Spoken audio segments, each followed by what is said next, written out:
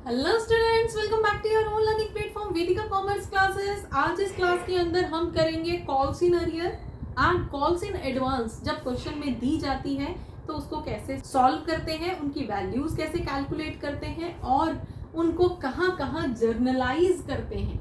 अब देखो, ये क्वेश्चन हमने लास्ट वीडियोस के अंदर किया था, जिसमें एक बार हमने at par for cash share issue किए थे, उनकी एंट्रीज की थी। फिर हमने उसमें प्रीमियम एडजस्ट करके किस तरह से प्रीमियम की एंट्री की जाती है, किस किस स्टेज पे प्रीमियम की एंट्री की जाती है, कितनी बार प्रीमियम की एंट्री की जाती है, और क्वेश्चन में अगर ये नहीं बोला है कि प्रीमियम कब आएगा तो उसकी एंट्री कब, कहाँ, कैसे करनी है, वो सब हमने इन क्लासेस के अंदर किया है। अगर आपको भी किसी तरह का कोई डाउट है तो आप इन वीडियोस को और ये कंप्लीट प्लेलिस्ट को देख लेना। उससे बेटा आपके फॉर श्योर बहुत सारे डाउट्स क्लियर होंगे। अगर आपको ये लगता भी है कि नहीं हमें तो आती हैं शेयर की एंट्रीज करना, तो भी मैं आपको सजेस्ट करूंगी कि एक बार देख लेना। आपको फॉर श्योर कुछ ना कुछ यहाँ पे नया मिलेगा जो आपके बोर्ड्स के लिए प्लस आपके CUET एग्जाम्स के लिए या फिर शेयर कैपिटल से रिलेटेड चैप्टर आप जब भी ग्रेजुएशन में, पोस्ट ग्रेजुएशन में पढ़ोगे तो वहां आपके लिए हेल्पफुल फॉर श्योर रहेगा। तो अगर आप 90 प्लस स्कोर करना चाहते हैं तो ये वीडियोस आप बिना स्किप किए लास्ट तक देखना। फॉर श्योर सारे डाउट्स कंप्लीट होंगे, सारे डाउट्स कवर होंगे, सारे डाउट्स सॉल्व होंगे।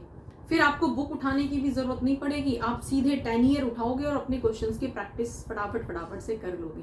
तो अगर आप भी चाहते हैं कि आप इतनी अच्छे से प्रैक्टिस कर पाए, इतने अच्छे से क्वेश्चन सॉल्व कर पाए, तो ये वीडियोस आप कंप्लीट देखना, क्योंकि इस वीडियोस के अंदर हम हर उन पॉइंट को एक्सप्लेन करते हैं या हर उन पॉइंट को रेज करते हैं जहां पे बच्चों को प्रॉब्लम होती ही होती है। हमें पता है ना बच्चा कहाँ अटकता है, हमें मालूम है कि बच्चा कहाँ मिस्टेक करता है, बच्चा कौन सी वैल्यू में, कौन सी एंट्री में कहाँ मिस्टेक करता है। उन वैल्यूज पे, उन एंट्रीज पे स्पेशली फोकस किया जाता है हमारी क्लासेस के अंदर, और इन्हीं सब पॉइंट्स के बेस पे आप आगे चल के स्कोर कर पाते हो बेटा। अगर इन्हीं पॉइंट्स में आपका बेस वीक रह जाता है तो आप क्वेश्चन आते हुए भी गलत कर देते हो। छोटी सी थोड़ी सी ट्रिकी स्टेटमेंट एग्जाम के अंदर आ गया और आप कंफ्यूज, क्योंकि आपका बेस क्लियर नहीं है। तो इसी बेस को हम अपनी क्लासेस के अंदर कवर करते हैं, तो इसको स्किप मत करना, बिल्कुल मत करना। उन सारे पॉइंट्स को समझना, और हम अपनी क्लासेस के अंदर वो सारे पॉइंट्स एक्सप्लेन करते हैं जिनसे MCQs बन के आ जाते हैं आपके एग्जाम के अंदर। आपसे ट्रू फॉल्स की फॉर्म में या 1 मार्क के जितने क्वेश्चन होते हैं वो बन के आ जाते हैं। तो उन स्टेटमेंट्स को हम यहाँ पे डिस्कस करते हैं, और साथ ही साथ हम एक MCQ भी आपसे पूछते हैं। एक क्विज की फॉर्म में हम आपसे क्वेश्चन पूछते हैं जिसका आंसर आप कमेंट करके हमें बताना, और हम आपको बताएंगे कि वो करेक्ट है या नहीं है, जिससे आपके एग्जाम की प्रिपरेशन साथ के साथ होती जाएगी, एग्जाम की भी और CUET की भी। तो टाइम वेस्ट किए बिना हम अपने क्वेश्चन पे आते हैं। अभी हमने उसी क्वेश्चन में थोड़े से चेंजेस किए हैं। जैसे हमारी ऑथराइज्ड कैपिटल 2 लाख थी, इशूड कैपिटल 1 लाख शेयर्स थी, ठीक है, और हमारी जो फेस वैल्यू थी वो 10 रुपए की थी। अब ये इशूड कैपिटल, ऑथराइज्ड कैपिटल, ये प्लेलिस्ट के अंदर अलग अलग उसमें दे रखे हैं, आप देख लेना। अभी हम सीधे क्वेश्चन पे आते हैं। इशूड कैपिटल, हमने 1 लाख शेयर इशू किए हैं, 10 रुपए फेस वैल्यू है, हम यहाँ पे कोई प्रीमियम नहीं ले रहे हैं। हमारा मेन हाईलाइटेड पॉइंट है कि हम कॉल्स इन अरियर और कॉल्स इन एडवांस को शो करें कि किस तरह से उनकी एंट्री होती है क्वेश्चन के अंदर, ठीक है। और एप्लीकेशन पे 3 रुपए, अलॉटमेंट पे 4 रुपए, और बाकी का पैसा कॉल पे आएगा। तो बेसिक एंट्री तो हमने पहले ही कर रखी है बेटा। देखो, बेसिक एंट्री हमारे पास क्या है, बैंक में शेयर एप्लीकेशन के नाम पे पैसा आया था, 3 रुपए के अकॉर्डिंग 3 लाख रुपए आए, डन। फिर हमने उस एप्लीकेशन के पैसे को शेयर कैपिटल अकाउंट में ट्रांसफर कर दिया। ये 2 एंट्री एप्लीकेशन की हो गई, एप्लीकेशन का काम खत्म। अब नेक्स्ट पॉइंट है, हमने अलॉटमेंट की एंट्री की थी। अलॉटमेंट पे 4 रुपए आना था, बेसिक है ना, तो 4 रुपए के अकॉर्डिंग हम यहाँ पे 4 रुपए लिख देंगे। 4 रुपए हमने पहले ड्यू किया, फिर 4 रुपए हमारे अकाउंट में आ गया, ये था। फिर हमने कॉल की ऐसे ही एंट्री कर ली थी, पहले हमने 3 रुपए ड्यू किया और फिर हमने 3 रुपए हमारे बैंक अकाउंट में आ गया, ये था हमारा क्वेश्चन। अब इसमें हम थोड़ा सा चेंज कर रहे हैं कि 200 शेयर्स का पैसा वो अरियर में रह गया, मतलब कि नहीं आया। आपके क्वेश्चन के अंदर स्टेटमेंट दिया जाता है जैसे this much share was issued to and he did not pay the allotment money for 200 shares, means 200 shares were allotted to mister A, ठीक है, और अलॉटमेंट पे उन्होंने पैसा नहीं दिया। क्लियर? सेम मैनर में एक दूसरा बंदा था बी, उसने क्या किया, कॉल का पैसा भी अलॉटमेंट पे ही एडवांस दे दिया। तो यहाँ पे बेटा दोनों सिचुएशन आ गई है तुम्हारी, अरियर को किस तरह से एडजस्ट करना है प्लस एडवांस को किस तरह से एडजस्ट करना है और उनकी एंट्री कैसे करनी है वो आप यहाँ पे करोगे।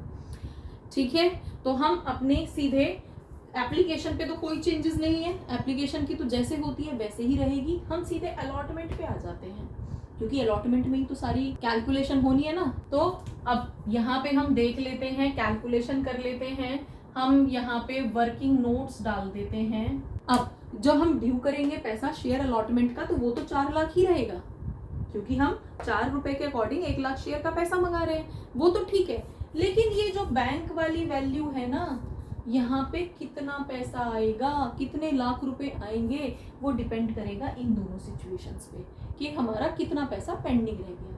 तो हम कैलकुलेट कर लेते हैं 200 शेयर्स का एट द रेट ऑफ 4, 800 रुपए हमारा नहीं आया है ना। आना कितना था, 4 लाख रुपए आना था 4 रुपए के अकॉर्डिंग, उनमें से 800 रुपए हमारा कॉल्स इन अरियर में चला गया। कॉल्स इन अरियर किसको कहते हैं, जब हमारा ड्यू अमाउंट हमें नहीं मिलता है, कंपनी को नहीं पे किया जाता है, जिसको बोला गया था कि इतने पैसे पेमेंट कर दो, उसने नहीं किए, तो ऐसे केस में उस ड्यू अमाउंट को हम कॉल्स इन अरियर का नाम देते हैं। ठीक है, और क्योंकि ये हमारे लिए नुकसान है ना, 800 रुपए नहीं मिले हमें, कंपनी को 800 रुपए मिलने थे, नहीं मिले, तो वो कंपनी का नुकसान है या लॉस है कह सकते हो, या वो नेगेटिव है, तो उसको हम डेबिट में शो करते हैं। डेबिट मतलब माइनस। ठीक है, दूसरी तरफ एक बंदा है बी, उसने 100 शेयर उसके पास थे और उसने एडवांस में ही अलॉटमेंट के टाइम पे ही कॉल का भी पैसा दे दिया, ले भाई पकड़, बार बार मैं नहीं दे सकता, ठीक है, बार बार मुझे याद नहीं रहता या डेट स्किप हो जाएगी या व्हाटएवर, उसने क्या किया, बार बार का झंझट नहीं है, तुम एक ही बार में सारा पैसा पकड़ो। तो उसके पास जो 100 शेयर्स थे उनका पैसा उसने अभी दे दिया अलॉटमेंट के साथ ही, तो that is calls in advance. ठीक है, नाम से ही समझ में आ रहा है। तो 100 शेयर का कितना पैसा एडवांस दे दिया, 3 रुपए, क्योंकि उसने कॉल का पैसा दिया है। यहाँ पे ध्यान रखना, बच्चे मिस्टेक करते हैं बहुत ज्यादा। अलॉटमेंट जो है वो 4 रुपए की थी, तो अलॉटमेंट के टाइम पे अलॉटमेंट का जो पैसा नहीं आएगा उसको तो हम 4 रुपए के अकॉर्डिंग कैलकुलेट करेंगे। लेकिन जिसने कॉल का पैसा एडवांस में अलॉटमेंट के टाइम पे ही दे दिया, तो वो तो कॉल के रेट के हिसाब से कैलकुलेट होगी ना बेटा। ठीक है, तो कॉल का कितना था, कॉल का था 3 रुपए, तो यहाँ पे 3 रुपए के अकॉर्डिंग कैलकुलेशन होगी, तो 300 रुपए जो बोले जाएंगे वो कॉल्स इन एडवांस बोले जाएंगे। एडवांस में पैसा आ गया और एडवांस है तो लायबिलिटी है ना। तो इसको कैसे एडजस्ट करना है, देखो 4 लाख रुपए टोटल आने थे, 4 लाख रुपए आने थे ना टोटल, जिसमें से 800 रुपए तो कॉल्स इन अरियर के रह गए, नहीं आए, और 300 रुपए जो है वो एडवांस में आ गए, तो यहाँ पे 3,99,500 इतना ही पैसा आया ना। तो बैंक में जो पैसा आएगा वो इतना आएगा, क्यों आया, कैसे आया, उसको अब यहाँ एक्सप्लेन करेंगे। तो अगेन वो पॉइंट जहाँ पे बच्चे यूजुअली कंफ्यूज होते हैं, पहली बार बच्चों को कंफ्यूजन फील होती है कि ये जो एडजस्टमेंट हो रही है ये अलॉटमेंट की कौन सी वाली एंट्री में करना है, फर्स्ट वाली में जिसमें हम शेयर ड्यू कर रहे हैं, अलॉटमेंट का पैसा ड्यू कर रहे हैं, उसमें करनी है, नहीं, कंपनी तो अपनी तरफ से पूरा 4 लाख रुपए ड्यू करेगी ना, जिन जिनको शेयर दे रखे हैं उन सबसे बोलेगी ना लाओ भाई पैसा लाओ, बोलेगी ना। लेकिन पैसे में ये जितनी भी एडजस्टमेंट हुई है, किसी ने एडवांस दे दिया, किसी ने दिया ही नहीं, अरियर कर दिया, ये सारी एडजस्टमेंट कहाँ होंगी, बाद में पैसा आने के टाइम पे, है ना। तो पैसा आने के टाइम पे मतलब कि इस एंट्री के अंदर ये सारी एडजस्टमेंट शो की जाएंगी। ठीक है, तो सबसे पहले तो हम यहीं पे देख लेते हैं कि बैंक में फाइनली पैसा आया कितना। तो बैंक में फाइनली आया आपका 3,99,500 रुपीज आए। टोटल 4 लाख आने थे, लेकिन हुआ क्या, 3,99,500, क्योंकि 800 माइनस हो गए और 300 प्लस हो गए, तो बैलेंस वही हो गया ना, 500 रुपए। अब नेक्स्ट एंट्री हम क्या कर देंगे यहाँ पे, अब अलॉटमेंट का तो 4 लाख रुपए था, 4 लाख रुपए अलॉटमेंट का था। अब बेटा इसको मैं थोड़ा सा, ये जो नरेशन है इसको मैं मिटा देती हूँ, जिससे हमें थोड़ा सा स्पेस मिल जाएगा करने के लिए। ठीक है, अब देखो समझो इसको, बैंक के अंदर हमें फाइनली 3,99,500 ही रिसीव हुआ है। अब कैसे कैसे ये रिसीव हुआ है इसको एक्सप्लेन करते हैं। अब यहाँ पे सबसे पहले हम देख लेते हैं कि कंपैरिजन बेटा देखो कैसे करोगे, टू शेयर अलॉटमेंट अकाउंट। अब अलॉटमेंट का 4 लाख रुपए आना था, ये जो एंट्री तुमने यहाँ पे लिखी थी कि 4 लाख रुपए अलॉटमेंट के हमने ड्यू किए, सेम हम यहाँ पे लिख देंगे कि 4 लाख रुपए आने थे। उसमें से आया है इतना। क्यों आया है इतना, क्योंकि यहाँ पे calls in arrear account debit रह गया है कितने का, 800 रुपीज का कॉल्स इन अरियर रह गया है, डेबिट में लिखेंगे। ठीक है, दूसरी तरफ कॉल्स इन एडवांस जो एक्स्ट्रा पैसा आया है वो क्या था, वो तो आपके लिए एक तरह से लाइबिलिटी है ना, कि आगे एडजस्ट करनी है, एडवांस में आ गया। एडवांस तो कंपनी के लिए लाइबिलिटी होती है, एडवांस रिसीव्ड। तो हम यहाँ पे लिखेंगे to calls in advance account, advance के नाम पे 300 रुपए हमारे पास आ गए हैं।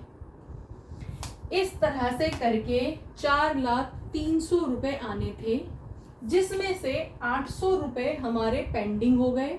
पेंडिंग हो गए मतलब मिले ही नहीं, अरियर में चले गए। तो फाइनली हमारे पास जो है 3,99,500 की ही रिसीविंग हुई है। इस तरह से हम इस एंट्री को शो कर देते हैं। समझ में आ गया? ठीक है, तो फाइनली जब क्वेश्चन में हमसे बोला गया है कि अलॉटमेंट के टाइम पे 200 शेयर्स का पैसा आएगा नहीं, अरियर में चला गया, और जिसके पास 100 शेयर्स थे उसने एडवांस दे दिया, तो हम इस तरह से उसकी एंट्री दिखाते हैं। सबसे पहले तो वर्किंग नोट में हम यहाँ पे कैलकुलेट करेंगे कि कितना पैसा आना था। हमने यहाँ पे 4 लाख ड्यू किए, उसमें से 200 शेयर्स का पैसा अरियर में चला गया, माइनस कर दिया, और 300 मतलब 100 शेयर्स का पैसा जो है 300 रुपए आपको एडवांस के मिल गए। तो फाइनली अलॉटमेंट के टाइम पे आपको इतना पैसा मिला जो तुमने यहाँ बैंक के सामने लिख दिया, बैंक अकाउंट डेबिट। ठीक है, अरियर आपने डेबिट में शो कर दिया। शेयर अलॉटमेंट का टोटल 4 लाख रुपए आना था, वो ऐसे ही रहेगा जैसे पहले होता था, और एडवांस का पैसा आप लायबिलिटी में शो कर दोगे। ठीक है बेटा, तो क्लियर हो गया अब आपको कैसे करना है इस क्वेश्चन को। तो जब भी हमारे पास अरियर या एडवांस की एंट्री दी जाएगी तो हमें इस तरह से करना है। अब ये अरियर जो है अलॉटमेंट पे भी हो सकता है, कॉल पे भी हो सकता है, कभी भी हो सकता है, तो वहां आप डेबिट में उस अमाउंट को शो कर दोगे। ठीक है, इस एंट्री को शो कर दोगे। और ये एंट्री हमेशा ना बेटा डेबिट में ही होगी, कॉल्स इन अरियर की, एक तरह से लॉस समझ लो इसको।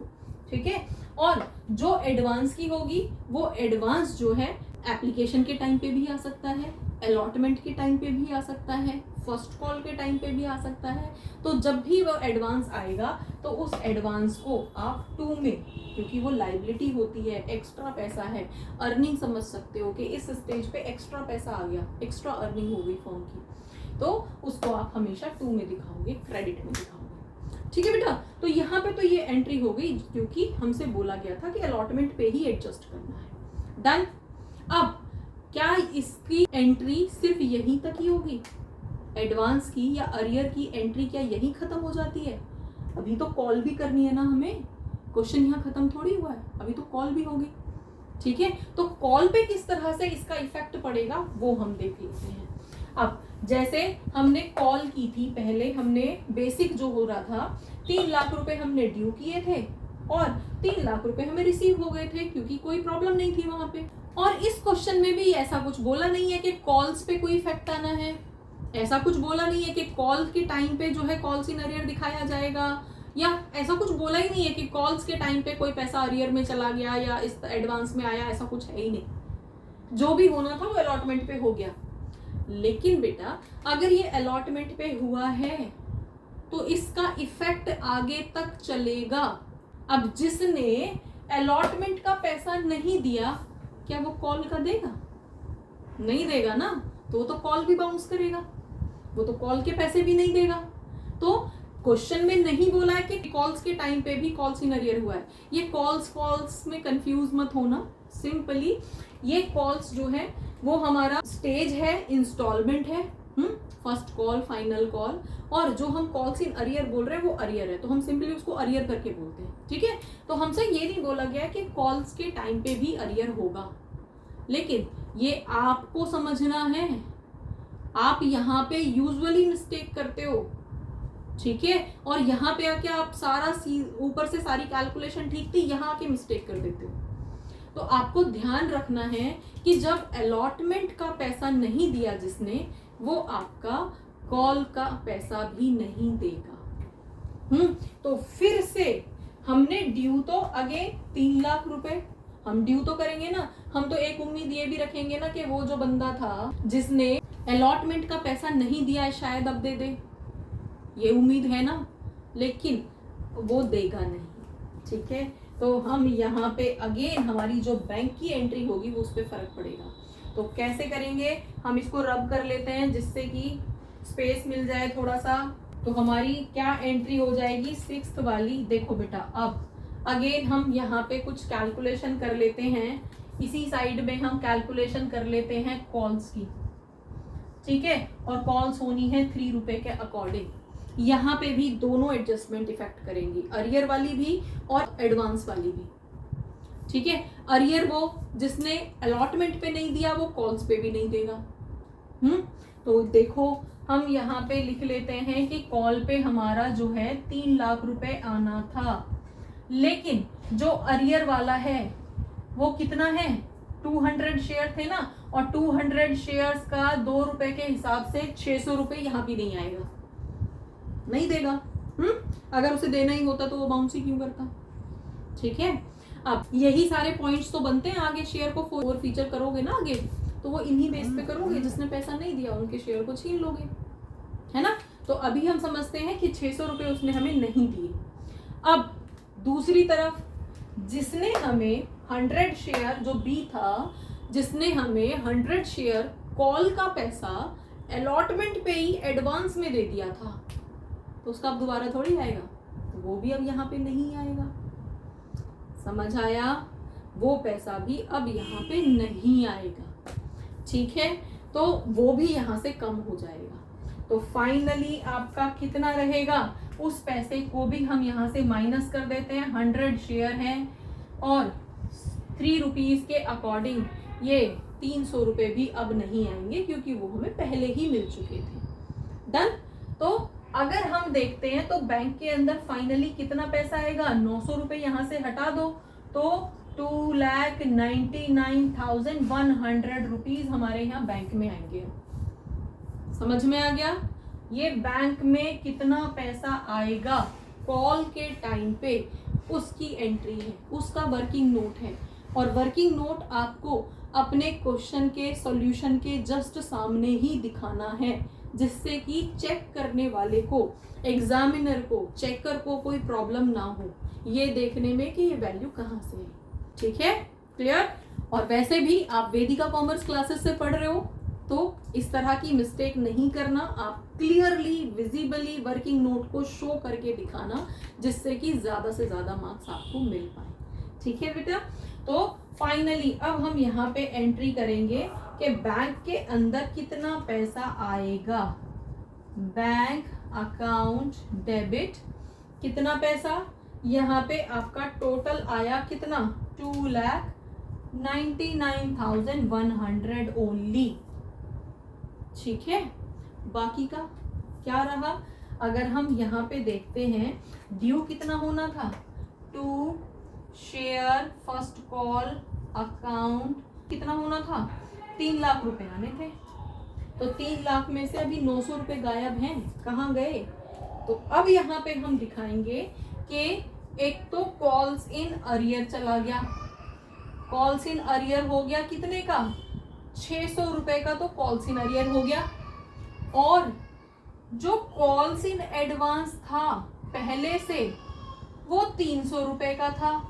तो इस तरह से करके ये 900 रुपए आपने दिखा दिए कि 3 लाख तो आने थे, कॉल पे 3 लाख आने थे, लेकिन बैंक के अंदर सिर्फ इतना ही पैसा आया है, 2,99,100 ही आया है, क्योंकि कॉल्स इन अरियर चला गया 600 रुपए, मतलब जो पैसा नहीं आया, और कॉल्स इन एडवांस जो पहले से आ गया था, ये वाला जो पैसा था उसको यहाँ पे डाल दिया है आपने, ठीक है। तो यहाँ पे क्रेडिट में आया था, है ना, यहाँ पे एक्स्ट्रा आया था, तो उसको अब एडजस्ट तो करोगे ना, डेबिट तो करोगे, तो यहाँ पे वो 300 रुपए एडजस्ट हो गए। और इस तरह से करके कॉल्स इन अरियर और कॉल्स इन एडवांस की एंट्री हो गई, ठीक है। अब यहाँ पे क्वेश्चन खत्म, क्लियर हुआ बेटा?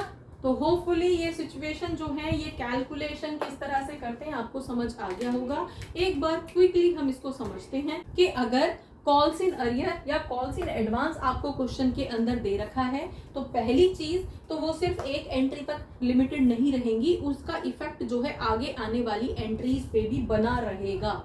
जो पैसा अरियर में था, जिन लोगों ने अलॉटमेंट पे बाउंस कर दिया, वो लोग अगली बार भी पैसा नहीं देंगे, और जिन लोगों ने पहले एडवांस दे दिया था वो पैसा अब हमें यहाँ पे एडजस्ट करना है, तो calls in advance account debit के नाम से उसको एडजस्ट करेंगे। बाकी एप्लीकेशन तो सेम ही था। तो होपफुली ये सब समझ आ गया होगा बेटा।